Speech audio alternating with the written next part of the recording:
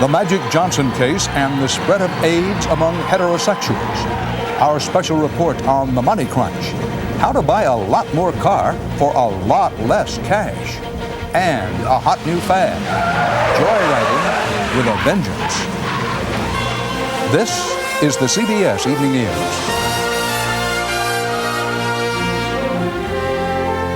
Good evening, Dan Rather reporting. The World Health Organization today underscored the key message from the disclosure about Magic Johnson and AIDS. It said the spread of AIDS through heterosexual sex is on the rise in the United States and Europe. It is already the leading means of transmission in most of the rest of the world. CBS News health correspondent Edie Magnus has the latest. International AIDS experts today voiced hope that the disclosure by America's basketball superstar Magic Johnson that he's infected with the AIDS virus will be a lesson to the world. All sexually active people, whatever their sexual preferences, have got to recognize that they are at risk and stay in mutually faithful relationships or practice safer sex. The World Health Organization says 75% of people with AIDS throughout the world got it through heterosexual transmission.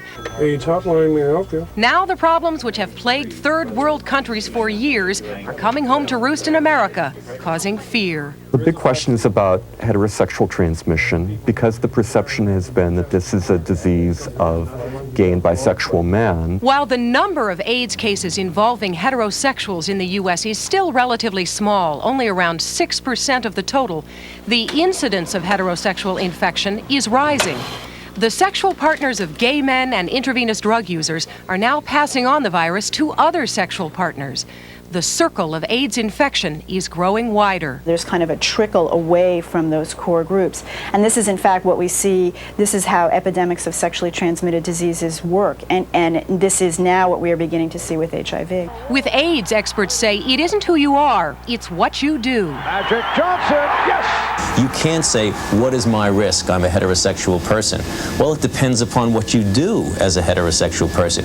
If you have multiple heterosexual encounters that are unprotected, when you do not know the HIV status of your partner, then you're putting yourself at risk. In addition to having lots of unprotected encounters, there are other ways that heterosexuals increase the risk of infection.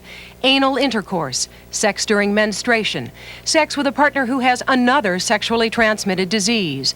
Of course, all of this presumes that one partner has the AIDS virus, and there's only one way to know if that's the case. What we need to do, all of us, is to know who our sexual partners are, what kind of background they have, and regardless of what we know about them, to practice safe sex. Please get your thinking caps on and put that cap on down there, and then everything will be all right. The World Health Organization said today that in the U.S., the number of AIDS cases due to heterosexual transmission is 12 times what it was just 5 years ago. Dan? Edie, do the odds change depending on whether you're a man or a woman? Yes, they do. It is harder if you're a man to get this from a woman than vice versa. According to the Centers for Disease Control, only 3% of men got this from women, but 34% of women got this from men. So it's harder if you're a man to get this from a woman, but it happens. Edie Magnus, thanks. Opening talks with Japan's new leaders, Secretary of State James Baker warned today that U.S.-Japanese relations may get worse. The principal problem remains Japan's towering trade surplus, which has been ballooning since the early 1980s, and its effect on the sluggish American economy. Susan Spencer at the White House has more.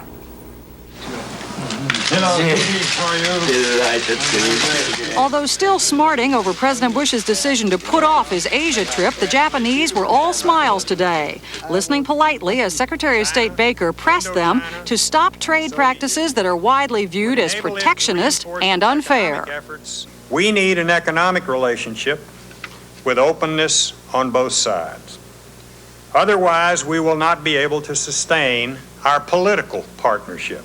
But knowing that no one has any serious thoughts of ending that partnership, one Baker described today as our most important in the world, the Japanese resisted any new moves to open their markets. Bad news for the administration, for with the U.S. economy on the skids, the trade situation with Japan becomes not just an economic, but also a political problem. The overall U.S. trade deficit is $40 billion this year, with Japanese imports, mostly automobiles, accounting for 2/3 of it. Listen to the Democrats. This bill is the opposite of protectionism. It's to strike out against the protectionism of other countries and give American businesses and workers a chance to compete. A proposed new law would, in essence, force the president to investigate unfair trade practices, try to resolve them, and if unsuccessful, retaliate with quotas, tariffs, or sanctions of his own. If a country wants to exclude our products, they will face similar restrictions on access to the U.S. market.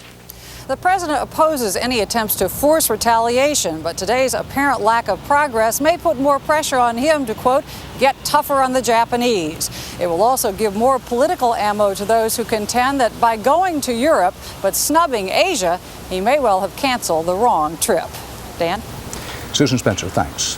A real estate trade group says falling home prices and interest rates brought more first-time buyers into the market in the third quarter of the year. Still, the typical buyer had only about 80% of the income needed to qualify for a mortgage.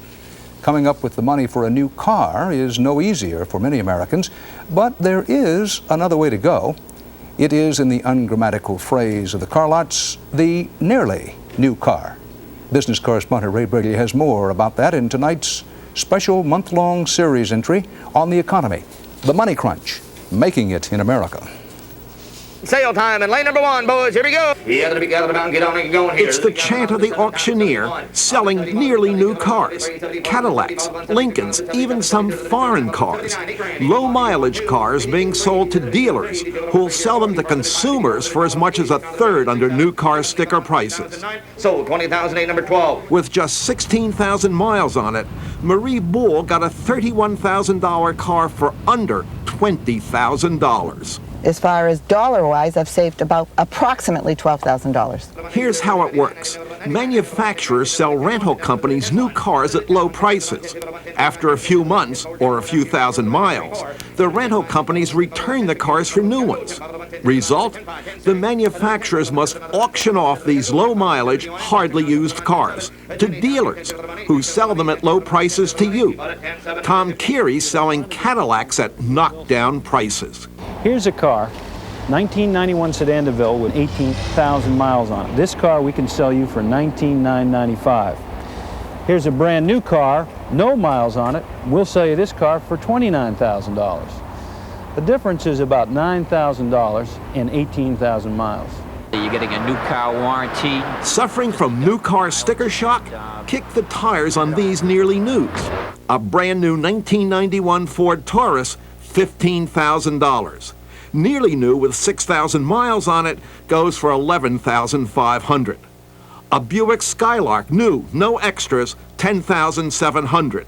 Nearly new, 7,000 miles and fully loaded, $8,900. 3-speed transmission. Still, isn't buying any kind of used car like buying somebody else's headache?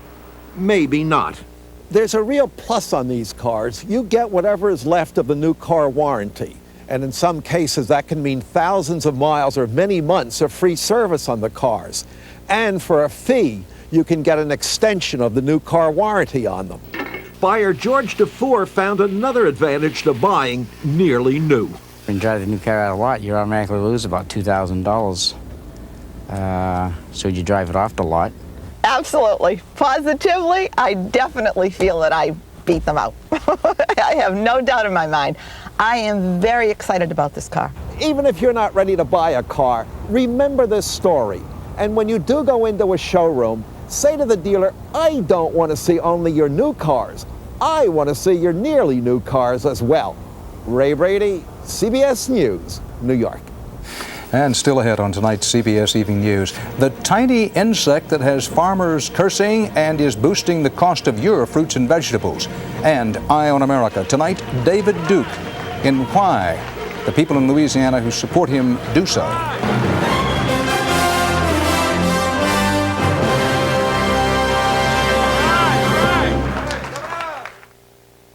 This man just finished an incredibly close and exceptionally comfortable shave with the Norelco razor.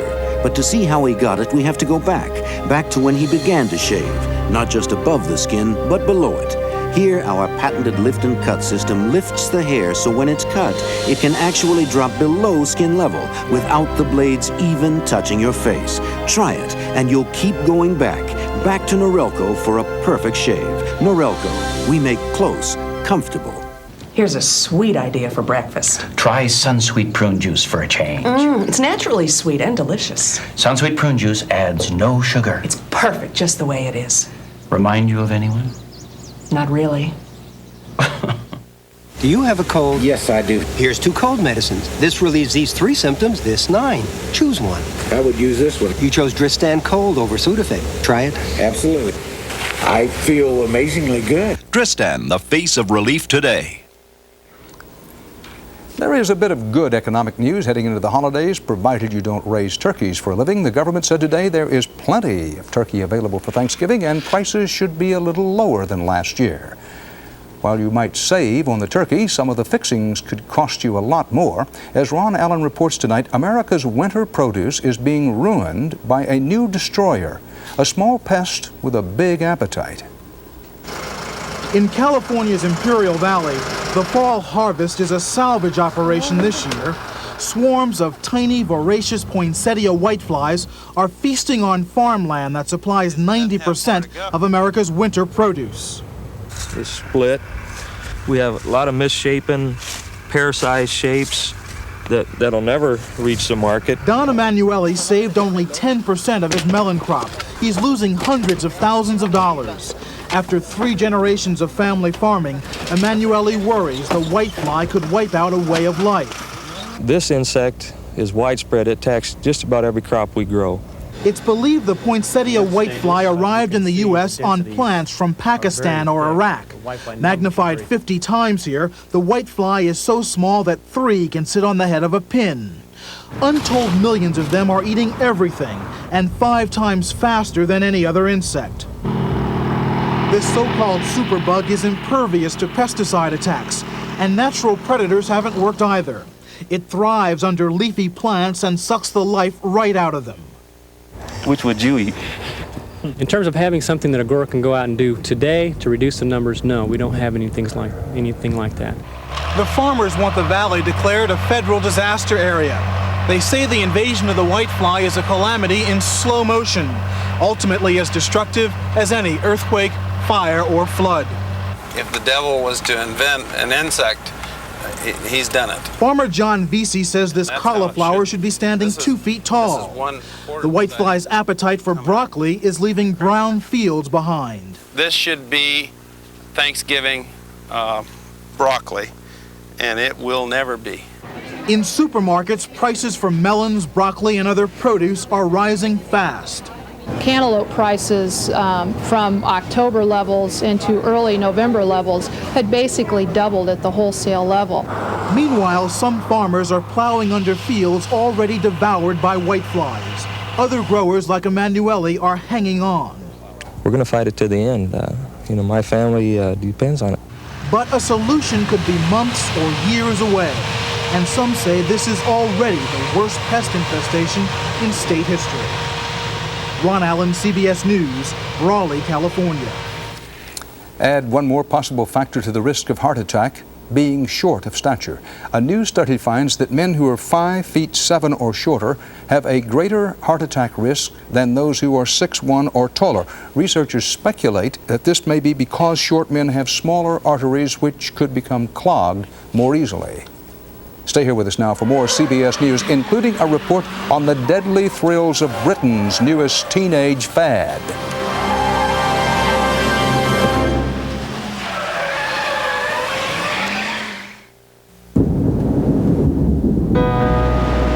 He fought the storm as long as he could. And then there was nowhere else to go. There is a place where the lost can find refuge. Storm really nailed this little guy. It's SeaWorld, an Anheuser-Busch company. Here they've rescued thousands of marine animals and returned them to the sea. 251 in the last year alone. This guy looks pretty beat up. I didn't think he'd make it when he first came in. His name, we called him George. He was great. This program, though, is just one of the many Anheuser-Busch supports to preserve wildlife. Come on. Why do we do this? Because we believe the world we share is only given to us in trust. The continuing Anheuser-Busch commitment to preserving wildlife. That's our pledge and promise to you. And to the Georges of the world. He's back. This time we get him. STP gas treatment. Cleans intake valves and fuel injectors to help engines run better. STP, the edge. First Contact wrote the book on cold medicine. And now a new chapter, Contact Day and Night. Day caplets for non-drowsy cold relief. Night caplets to relieve your symptoms to let you rest. New Contact Day and Night. A whole new chapter in cold relief. Who will keep Marissa? Her father? His estranged wife? Or the surrogate mother? Whose baby is it? Find out on 48 Hours Wednesday. As the Moscow winter deepens, another blow to the political power and prestige of Boris Yeltsin, the usually rubber-stamp Russian parliament voted today to lift the state of emergency Yeltsin imposed in a rebellious, mostly Muslim enclave inside Russia. Now, here's a look at some other stories CBS News is covering. In South Africa, more bloody clashes between rival black factions at a gold mine. At least 29 people were killed overnight for a total death toll so far of at least 69. In Gainesville, Florida, another suspicious fire in a church early today. This one caused an estimated $500,000 in damage. Investigators say there have been 49 unsolved church fires in Florida since April of last year. In the South Atlantic, this is the view from above a huge breakaway iceberg from Antarctica. It's about 3,000 square miles. So big, it creates its own clouds and mists, and it may soon be a threat to shipping. In Indianapolis, hundreds marched in one of the many Veterans Day parades around the country. And in Washington, respects were paid to the dead of the Indochina War at the Vietnam Memorial.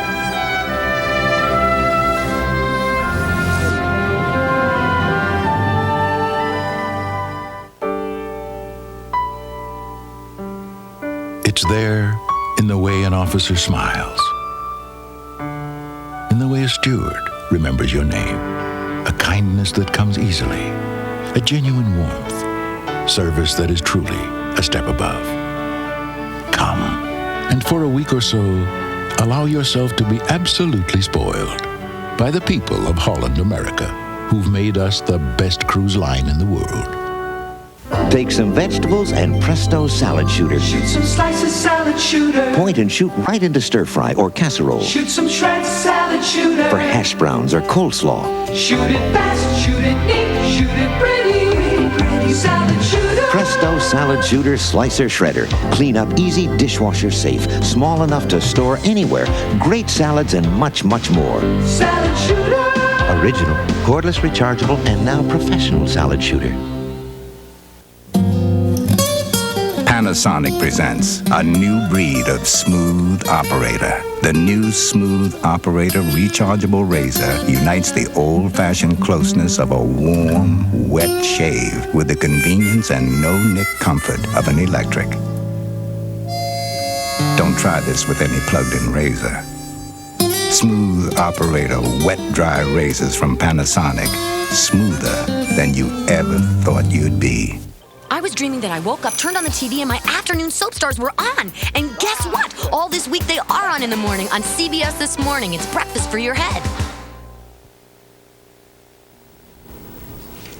The politics of race. Lots of people around the country have now heard of David Duke. He is the former Grand Wizard of the Ku Klux Klan, one-time Nazi sympathizer, and, after this Saturday, just possibly governor of Louisiana and a wild card in national politics. Obviously, David Duke is popular with some, but many people outside Louisiana don't understand why. So for tonight's Eye on America, we sent Eric Ingberg to talk to the people who support David Duke to find out why. Governor Duke is what we'll call you. David Duke could be the next governor of Louisiana. Louisiana, get saved! because many white middle-class voters appear ready to look beyond his racist past and embrace his argument that government is doing too much for minorities at the expense of whites. All they hear is ex-Ku Klux Klansmen. They don't hear someone who's trying to reform, someone who's trying to cut wasteful tax spending. They want a government that's going to work for equal rights for everyone in our state. And we feel like he is the man that can finally get up there and ask these people to get off their duff and do something for the average working people like myself. Duke, long seen as a kook whose appeal was limited to rural whites, is finding more and more support among white-collar conservatives. Duke's message is percolating up. There's no doubt about that. What you hear most from upper-income people who would be voting for Duke is, I've had it. I'm fed up with it. I can't take it anymore. You're saying that there are yuppies that'll vote for Duke? Oh, definitely. You're looking at one. Steve Lambert, an economic analyst, says his upper-middle-class friends are part of a hidden vote for Duke. They won't put a sign up in their yard and they won't have a bumper sticker on their car, but you can be sure that when they go in the voting booth on November 16th, that they will pull that lever for David Duke. Some of the rage factor Duke exploits comes from economic hard times, some from disgust over taxes and the shenanigans of establishment politicians, symbolized by the Democratic nominee, former Governor Edwin Edwards. J. Simone counts himself a conventional Republican, and he's working for Duke. They're fed up with high taxes, tax and spend and spend. Duke's core appeal seems to be his attack on the welfare system, exploiting racial resentment stirring among many white voters. There's nothing racist about it. It's just a matter of if you can't raise another child, then don't have it. This woman, who like many Duke voters did not want to be identified, is college educated, works in a professional field, and lives with her husband and 2 children in a middle-class neighborhood. I desperately want to have more children, but I can't afford to. Yet there are people who have as many children as they want or maybe do not want. They just have them out of laziness, and our tax dollars are going to support these children. In running for governor, Duke is also running away from a past that includes affection for Hitler and the Klan, where he was a grand wizard who led chants for white power. While he has tried to slide into the mainstream by apologizing for the swastikas and sheets, Duke's fundamental message that whites are threatened by minority rights hasn't wavered. Here was Duke as a Klansman 12 years ago. I think it's about time that we make welfare contingent with birth control in America. If they're willing to take our money, they should be willing to take the pill. And here was Duke just last week. And I think we should begin to encourage welfare recipients to act morally, and if they can't do that, at least be responsible and take birth control just the same way that hard-working, middle-class married couples do. The Democrats, aided by anti-racist groups, are trying to convince voters Duke hasn't really changed. Duke's supporters answer that harping on the past misses the point. And if everybody would get off of his back and give him a chance, that's all he's asking for is a chance. Everybody has skeletons in their closets. It's not what he was, they say, that makes Duke head of a movement that will go on, win or lose this election.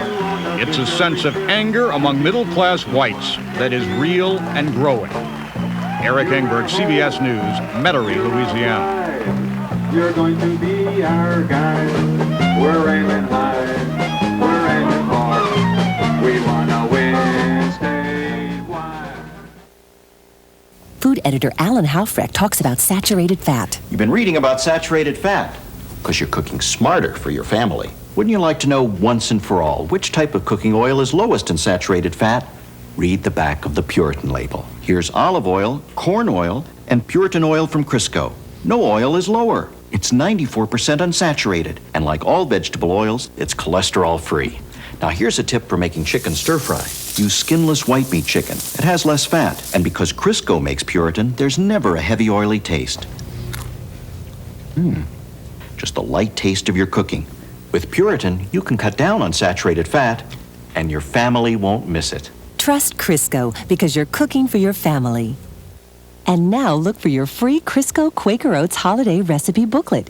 You will find scrumptious recipes made with Crisco Puritan and Quaker Oats, along with a valuable coupon in this month's Ladies' Home Journal and the November 9th TV Guide.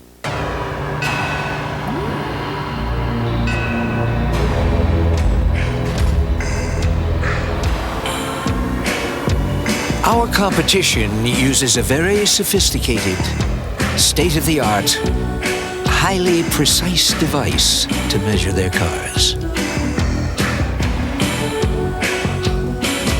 Our car, the Accord from Honda. 5-day week, 8-hour day, paid sick leave, higher wages, health insurance, overtime pay, pensions, safer working conditions, paid holidays, job security, paid vacations, maternity leave. The proceeding has been brought to you by the men and women of the unions of the AFL-CIO who won these benefits at the bargaining table and set the standard for all working Americans.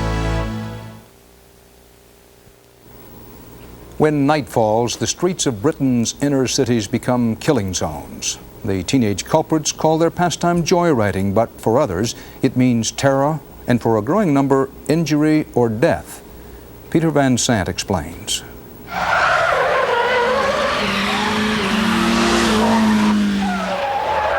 Mayhem on the streets. Every night in housing projects across Britain, people are terrorized by the screams of burning tires and the roar of high-performance cars. Out of control. Joyriding is Britain's deadly new fad. Young people who steal cars not for profit, but for kicks. It's sort of parasitic, getting excitement out of what is disturbing and disrupting life for other people. At least 5 people have been killed in 2 months. These 2 children were crushed by runaway joyriders last week. What can they get of wrecking people's lives going joyriding in cars? They've ruined 3 families' lives overnight. It's just stupid. Car crimes are skyrocketing in England. Thieves are turning shopping centers into drive-ins, crashing stolen vehicles through windows and then driving off with the goods, in a technique called ram raiding. The police, surprised by these daring new tactics, are deploying innovative weapons to catch the hooligans. This device is called the spider net. Police fear the joyriders have become folk heroes to many urban teenagers who have little to do but hang out on the streets. We respect them till they die because they are just in full force and it's just bad. Bad and dangerous. For now, the joyriders rule the night, largely left alone by police who are baffled over how to stop them. Peter Van Sant, CBS News, Oxford. And that's part of our world this Veterans Day, a day originally set aside to mark the end of World War I, called at the time the war to end all wars. Veterans Day, 1991, the first to honor America's newest veterans, the men and women of Desert Storm. To all of our veterans, our respect and our appreciation. Dan Rather for the CBS Evening News. See you tomorrow. Good night.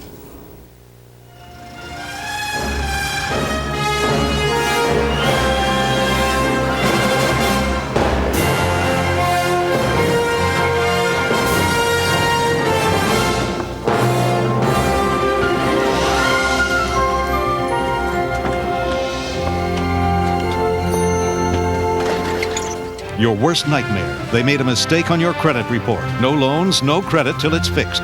Repairing credit mistakes. Tomorrow's Money Crunch report on the CBS Evening News. This is CBS. He may be only 11, but in a sequel for Home Alone, he'll reportedly earn $4.5 million, a Hollywood first. Now, Macaulay Culkin tells Entertainment Tonight how he handled another first, his first kiss ever. This is the only practice I had. Plus, a Marilyn Monroe exclusive. Over 2 decades, a passionate fan followed her every day. Now he shares home movies of Marilyn as you've never seen her. All on the next Entertainment Tonight. Tonight at 7:30 on Channel 2.